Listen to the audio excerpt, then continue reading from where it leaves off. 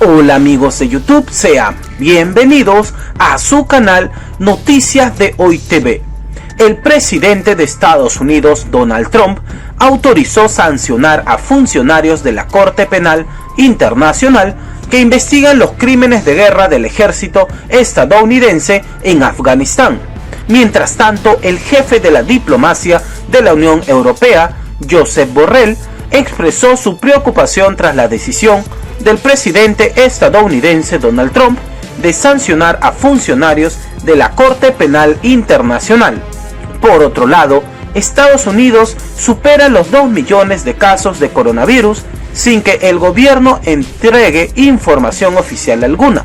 En tanto, el mandatario Donald Trump y sus funcionarios de primer nivel muestran actitudes que denotan poca atención ante la pandemia y desde hace un mes que no entregan datos al respecto.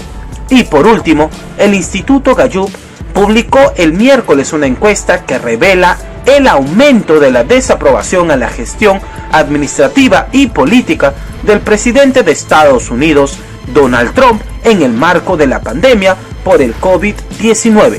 Los estadounidenses consultados también expresaron su rechazo a las políticas económicas del presidente Donald Trump.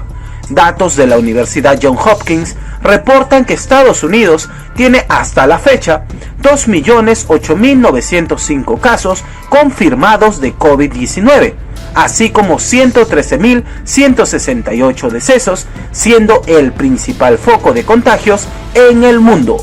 Pues bien, queridos suscriptores, a continuación presentaremos un pequeño resumen sobre estos temas. Trump ordenó la aplicación de sanciones económicas a los funcionarios de la CPI que investigan los crímenes de guerra cometidos por el ejército estadounidense en Afganistán.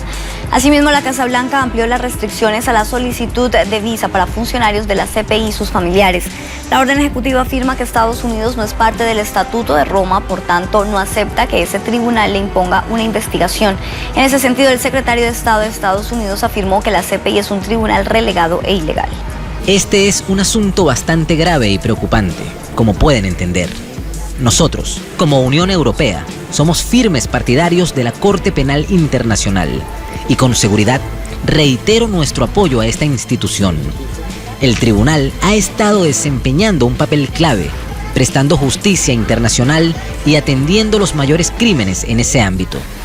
La Corte Penal Internacional es un factor clave para llevar justicia y paz y debe ser respetado y apoyado por todas las naciones. Sigue cobrando la vida de unos 1.000 estadounidenses por día. Ya hay una previsión del científico de la Universidad de Harvard que prevé 100.000 muertos más para el mes de septiembre. Estamos hablando de que el líder conocido como la máxima autoridad en la pandemia, estamos hablando del doctor Fauci, ha dicho que se ha transformado en su peor pesadilla. E irónicamente, lo que se intentó montar y se intentó mostrar desde la Casa Blanca de que se había montado un equipo de respuesta a esta pandemia hace más de un mes, que no da un solo briefing en materia de informarle al público dónde estamos y qué hacemos. Y aún más irónicamente, quien dirige oficialmente ese grupo de trabajo, que es el vicepresidente Mike Pence, ayer puso una foto que inmediatamente después la borró en Twitter, en donde él aparece de espaldas frente a un grupo, a numeroso grupo de colaboradores de su campaña electoral junto con Trump. Y todo el grupo está apelmazado y absolutamente nadie tiene una mascarilla o un tapabocas, contraviniendo las recomendaciones del CDC, del Centro de Control de Enfermedades, que ellos mismos han puesto justamente en estos briefings como una referencia, como una autoridad a que seguir. Es decir, hay un enorme divorcio entre la situación real, que es una pandemia en donde a nivel mundial es donde se dan la mayor cantidad de casos, un presidente que sigue mostrándose sin ningún tipo de mascarilla, que sigue tratando de desestimar, digamos, la gravedad de todo esto. E incluso, según las encuestas, el 80% de los estadounidenses piensa que el país está fuera de control. Y algunas cifras que son más que preocupantes. Debido a la acelerada reapertura de la economía promovida por el presidente Trump, Ya son 21 los estados que están aumentando los casos del coronavirus. Estamos diciendo de que ya hay 115.000 muertos, pasaron los 2 millones la cifra de contagiados. Está muriendo un promedio de 1.000 estadounidenses por día. Y según un estudio de la Universidad de Harvard, habrá 100.000 muertos más para el mes de septiembre. A todo esto, lo que se había montado, que era un equipo de respuesta por parte de la Casa Blanca, precisamente para guiar al pueblo estadounidense sobre el coronavirus, hace un mes que no hace ningún briefing, que da ningún tipo de comunicado a nivel oficial de qué está pasando, qué hay que hacer y cómo hay que hacerlo. El doctor Fauci, quien ha sido considerado entonces el líder de ese equipo, está absolutamente preocupado y dice que el coronavirus ha pasado a ser su peor nightmare, como dicen en inglés, su peor pesadilla. Y eso sucede mientras quien ha sido el presidente de ese equipo de respuesta, es decir, el vicepresidente Mike Pence, apareció ayer tomándose una foto que publicó en Twitter e inmediatamente la eliminó, en donde se lo veía de espaldas y frente a él, ya que era un equipo en lo que es la campaña presidencial Trump-Pence, había decenas de personas, estamos hablando de personas apiladas, decenas de personas, y ninguna de esas personas estaba poniendo una mascarilla, un tapabocas. Es decir, que quien debería estar dando el ejemplo y asegurándose de que se respeten, por ejemplo, en este caso, lo que indica el CDC, el Centro de Control de Enfermedades, que muy a menudo el vicepresidente Trump traía a esos briefings para dar indicaciones. Ni él, ni la gente que lo rodea lo está cumpliendo.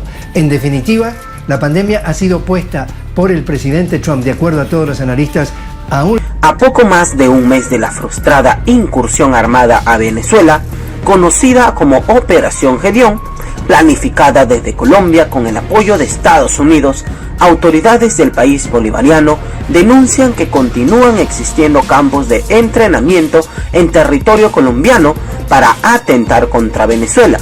Ante ello, llama a las comunidades y las milicias a mantenerse alerta. Mientras tanto, el presidente de Cuba, Miguel Díaz-Canel, indicó que las medidas coercitivas impuestas por Estados Unidos a varios países de Sudamérica acentuarán el impacto de la pandemia.